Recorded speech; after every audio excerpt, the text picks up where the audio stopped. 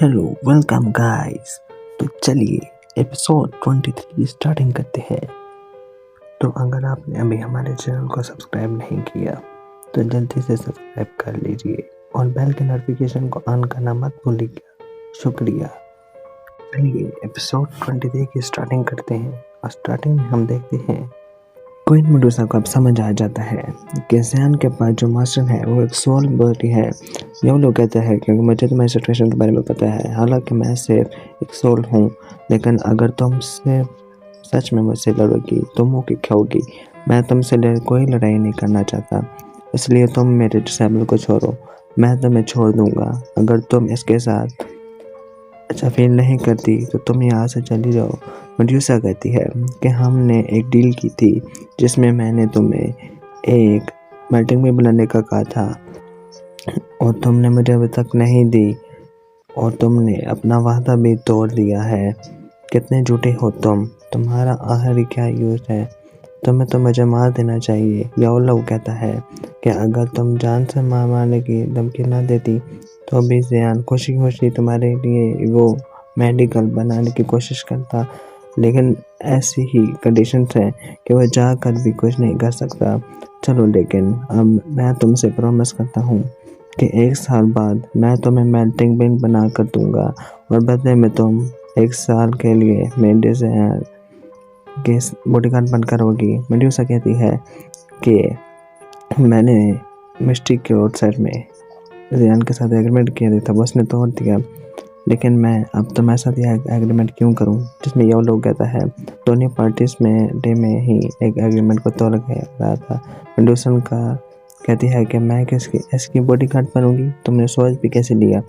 तुम बस मुझे मेटलिंग पिल की इंफॉर्मेशन दो, मैं किसी और से ये पिल बनवा दूंगी। ये लोग कहता है ये मेडिकल पिल ज़ियान ने बहुत मेहनत की है, आखिर ये मैं तुम्हें कैसे दे दूं? मेडुसा को गुस्सा आ जाता है और वो ज़ियान को हमला करने के लिए जाती है और याओलो भी उस पर हमला कर देता है और दोनों की पावर एक दूसरे से टकराने लगती है और दोनों ही एक दूसरे को पीछे हटाने की कोशिश करते हैं, लेकिन कोई पीछे नहीं हटता। लेकिन थोड़े समय बाद क्वीन मेडुसा थक जाती है और स्नेक भी बाहर आने की कोशिश करने लगता है, जिसमें मेडुसा भी कमज़ोर हो जाती है और वह समझ जाती है कि अभी वह ज़ियान को नहीं मार सकती, इसलिए वह ना चाहते हुए भी कह देती है कि मैं जो तुम्हारी साथ मजबूर है, मैं इस ज़ियान की 1 साल तक हिफाजत करूँगी, लेकिन बदले में 1 साल के बाद तुम्हें मेल्टिंग पोशन देना होगा। और अगर 1 साल के बाद तुमने मुझे मना किया, लेकिन स्नेक भी मुझे रोकने की कोशिश क्यों न करे, मैं ज़ियान को मार डालूंगी। याओलो कहता है इसकी नौबत नहीं आएगी और फिर से क्वीन मेडुसा स्नेक में कन्वर्ट हो जाती है। याओलो ज़ियान से कहता है कि बेशक क्वीन मेडुसा ताकतवर है और वो बहुत ही पावरफुल है और वो अपना प्रॉमिस जरूर निभाएगी। अब ज़ियान टीचर से उसे बचाने के लिए शुक्रिया कहता है और अर्थ कोर मिल को लेने के लिए तैयार हो जाता है।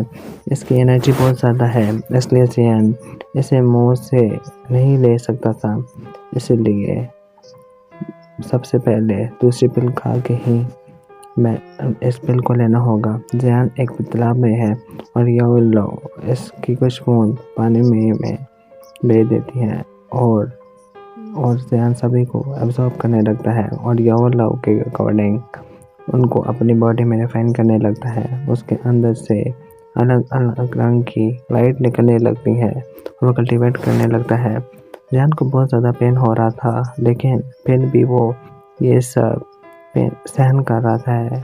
वो बहुत ही दर्द सह रहा था। उसे अपने पास्ट यानी याद आने लगता है कि कैसे उसके पापा ने उसके अपने भाइयों से दुश्मनी मोड़ ली थी और जी जूनियर के पीछे उसको बचाना है। वो फिर फाइनली दर्द को सहन करके 2 लेवल से प्रमोट हो जाता है, जिससे उसका टीचर भी हैरान हो जाता है। अब ज़ियान फाइनली प्रमोट होकर टावर के अंदर जाने लगता है। वहीं दूसरी तरफ वाइट साइड का लीडर आपस में लड़ रहे हैं और उनके बीच किसी तरह का फाइटिंग मैच चल रहा है, जिसमें लीडर वो हाउ पर भारी पड़ रहा है। ये देखकर वो जो जी जूनियर भी देखती है जिसका स्टाइल चेंज था। वो लड़ते लड़ते थक जाता है। लीडर उसका मजाक उड़ाते हुए कहता है कि क्या कोई भी यहाँ नहीं जो मुझसे पंगा ले सके। तुम्हारा ध्यान किधर है? वो क्या वो मुसीबत के टाइम डर कर भाग गया?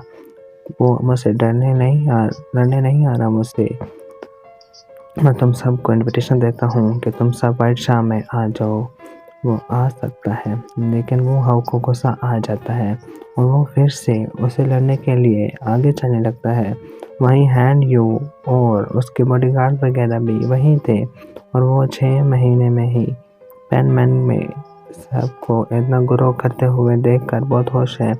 वो जियान की पावर के बारे में डिस्कस करने लगते हैं कि उसके पास कुछ सीक्रेट पावर्स हैं जो वो किसी को नहीं बताता। वहीं वही हाउ का लड़ते लड़ते खून निकलने लगता है। बाई चैन 6 स्टार 2 लिंग है और वो हाउ किसी भी कीमत पर उसे हरा नहीं सकता। इसलिए जू जूनियर आके उस वैशा के मेंबर से लड़ने के लिए तैयार होता है। क्या वो कहता है लीडर कि यहाँ पर कोई योद्धा नहीं जो एक लड़की को आगे लड़ने के लिए आगे कर रहे हो। कहाँ है वो जियान तुम्हारा डरपोक लीडर? क्या जब वो लड़की को कहता है कि क्या तुम मुझसे डर नहीं लगता? क्या जियान किधर है? और जी जूनियर अब अपनी फ्लेम बाहर निकलती है और उसे डरने के तैयार हो जाती है। बीच बीच में हमें एक बहुत ही स्ट्रॉन्ग पावर को दिखाया जाता है और ये असल में कौन है ये तो हमें आगे ही पता चलेगा। अब जी जूनियर उस पर हमला करने के लिए आगे बढ़ती है और बाई चांग भी उस पर काउंटर अटैक करने को आगे आता है और वो दोनों आपस में टकराने ही वाले होते हैं कि वहाँ पर जियान सन की एंट्री होती है। वो बाई चैन को किक मारकर जी जूनियर को अपने बाहों को ले लेता है। जियान बाई चैन कहता है कि तुम्हारा अहंकार, तुम्हारा दिमाग खराब हो गया है कि तुम एक लड़की से लड़ने के लिए आगे आ गए है। मैं तो आ गया हूँ, मुझसे लड़ो। फिर जूनियर जियान को बताती है कि भाई चैन ने तुम्हें बहुत बड़ा बोला है और जियान को अब बहुत गुस्सा आ जाता है। जी जूनियर अब वापस अपने दोस्तों के पास चली जाती है और जियान अपनी तलवारों को निकालता है और उन्हें समझ जाता है कि ये फाइटिंग स्पीड पे पहुंच गया है। ये सब देखकर हैरान है कि 15 से 10 दिनों में प्रमोट होके आ गया है। लेकिन अभी भी बाई चैन और जियान के दरमियान बहुत गैप है। अगर बाई चैन 9 स्टार पर है और जियान 3 स्टार पर है और इसी तरह ही वो अब लड़ने के लिए तैयार हो जाते हैं। अब वर्षा का मेंबर कहता है कि मैं अब तुमसे लड़ने का इंतज़ार काफ़ी टाइम से कर रहा था और आखिर अब तुम मेरे सामने आ गए। अब तुम नहीं बचने वाले। अब दोनों फाइट करने लगते हैं और जियान अपनी नई स्किल का इस्तेमाल करता है और अभी तेज़ी से उसको कंफ्यूज करके उसे मारने लगता है। डरते डरते जियान को भी काफ़ी प्रॉब्लम्स हो रही थी क्योंकि वाइचा का ये मेंबर बहुत ताकतवर है लेकिन जियान भी इस पर काफ़ी एनकाउंटर अटैक कर रहा है। इसलिए वाइचा के मेंबर्स को भी वही तकलीफ हो रही है उसे लड़ने के लिए। दोनों एक दूसरे पर बहुत भारी पड़ रहे हैं इसलिए दोनों ही बहुत थक गए हैं। लेकिन अब जियान कहता है कि अब बहुत हुआ, अब असली टाइम की बारी है और वो एक ये कहकर एक फॉर्मेशन तैयार करने लगता है और उसकी फ्लेम इतनी शानदार थी कि उसकी आंखें भी नीली हो जाती हैं और यहीं पर ये एपिसोड खत्म हो जाता है।